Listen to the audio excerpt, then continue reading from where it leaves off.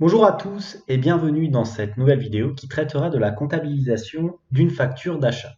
Mais avant de commencer, si vous souhaitez aller plus loin dans les explications, je vous invite à consulter mes différentes formations dans la description de cette vidéo. Et si vous ne souhaitez pas rater mes vidéos sur la comptabilité, la finance et les outils de gestion tels qu'Excel, je vous invite à vous abonner à la chaîne. Voilà tout, place à ces petits cours. Donc tout d'abord, une facture d'achat, qu'est-ce que c'est?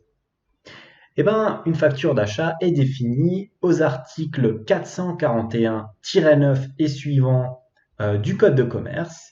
Donc, pour résumer, un document d'achat est un document comptable attestant que le fournisseur doit accomplir une tâche et que le client sera donc redevable du montant de la facture.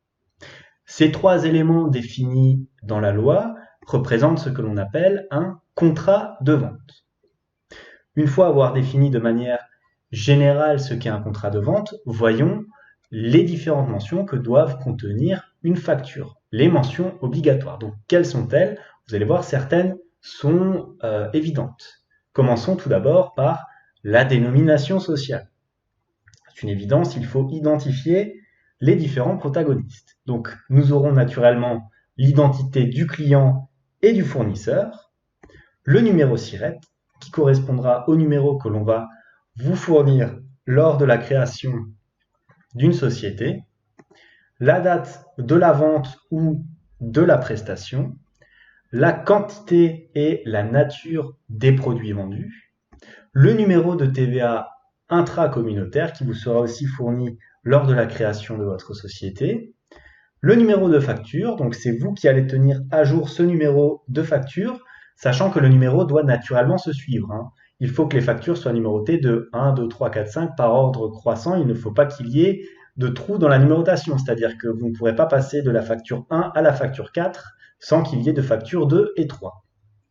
Le prix unitaire, le montant des remises, évidemment s'il y en a, vous n'êtes pas obligé de faire des remises sur vos factures, les taux et montants de TVA, en n'oubliant pas naturellement le cas particulier où vous seriez en franchise de TVA. Donc dans ce cas-là, il faudra marquer clairement sur la facture TVA non applicable, article 293B du Code général des impôts. Donc si nous sommes en franchise de TVA, la date et les conditions de règlement, donc si c'est par chèque, espèce ou virement, et enfin, le taux des pénalités s'il y a un retard. Après avoir vu ces éléments de forme, voyons comment comptabiliser une facture d'achat. Donc tout d'abord, on va voir quel compte utiliser.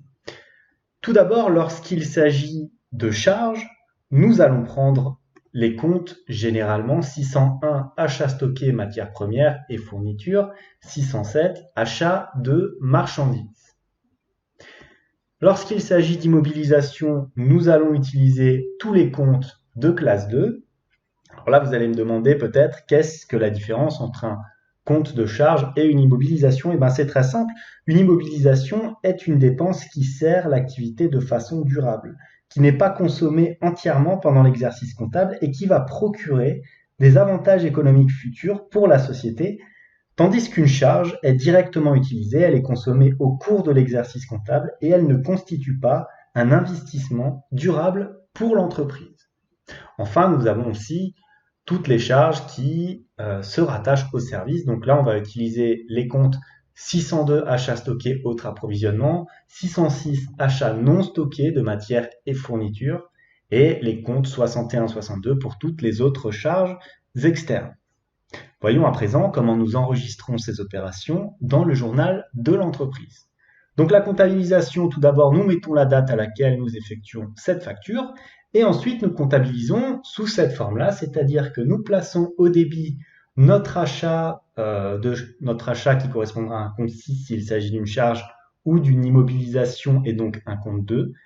Dans tous les cas, il faudra l'inscrire au débit de l'entreprise.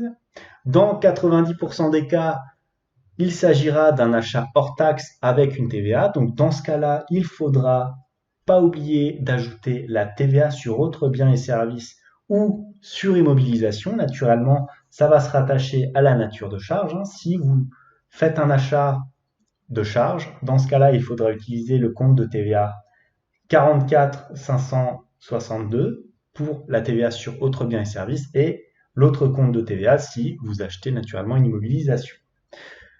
Puis nous mettons au crédit de cela le fournisseur ou fournisseur d'immobilisation. Là encore, ça dépend de si vous achetez ou pas un bien considéré comme une charge ou comme une immobilisation. Voyons à présent une petite application pour que vous puissiez vous remettre en tête tous ces éléments. Achat d'un écran d'ordinateur pour 200 € le 20 janvier de l'année N, comptabiliser cet achat. Donc déjà, ce qu'on peut dire, c'est qu'il s'agit d'un faible montant, de 100 €. Donc cet achat sera sûrement consommé dans l'année. Par conséquent, on va utiliser un compte 6. Donc déjà, on met la date, le 20 janvier de l'année N, et nous appliquons cette écriture comptable, c'est-à-dire que nous prenons le compte 60-63, fourniture d'entretien et de petit équipement, pour 200 €. Il s'agit là d'un achat hors charge. Par conséquent, nous devons utiliser un compte de TVA. Donc ce sera ici la TVA sur autres biens et services. Donc le compte 44 566 pour 40 € qui va correspondre naturellement à un taux de 20% sur les 200 € hors taxe. Et enfin, on solde le tout au crédit du compte fournisseur 401. Voici donc une écriture basique de facture d'achat. Voilà donc pour cette petite partie. J'espère qu'elle vous aidera à comptabiliser vos petites factures qui ne correspondraient pas à des factures, disons, plus compliquées avec plusieurs remises. Je vous donne rendez-vous dans mes vidéos d'ailleurs où je parlerai de manière plus approfondie de la comptabilisation des remises commerciales ainsi que des escomptes financiers. En tout cas, pour l'instant, merci d'avoir vu cette vidéo. N'hésitez pas à la liker, à me mettre éventuellement des suggestions en commentaire, à vous abonner à la chaîne, bien sûr, si cela vous plaît. Moi, je vous dis merci et à bientôt pour une nouvelle vidéo.